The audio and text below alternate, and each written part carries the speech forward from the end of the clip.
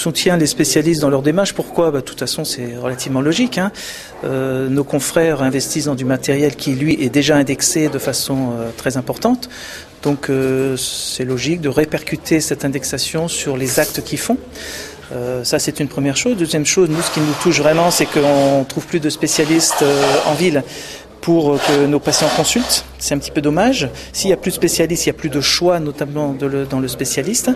Et je crois que si on veut motiver un petit peu les futurs confrères à s'installer en ville, notamment chez les spécialistes, chose qu'ils ne font quasiment plus maintenant, il faut peut-être donner un petit peu plus d'attractivité, qui est une attractivité pas forcément financière, mais une attractivité dans la gestion du quotidien et dans la gestion du quotidien auprès du patient. Et je crois que si on ne le fait pas, c'est d'abord le patient qui sera pénalisé.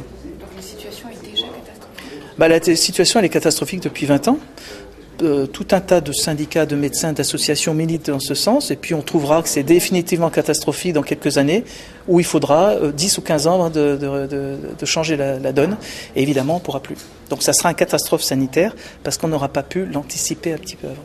D'évolution, de dégradation du système de santé. Je crois qu'on est déjà dans un système de médecine à 2-3 vitesses qui a été décidé donc au plus haut niveau.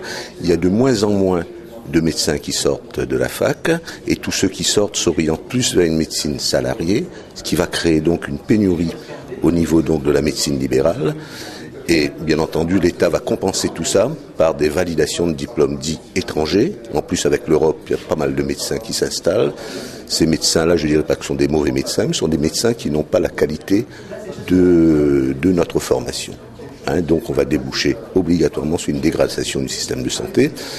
Et bien entendu, c'est la population qui va en pâtir. Moi, je crois que la santé n'est pas une priorité pour nos dirigeants. Je crois qu'on peut le constater, et plus on y va, plus on se rend compte. En plus, à La Réunion, on a pratiquement 60 à 70% de personnes qui relèvent, je dirais, de l'aide médicale.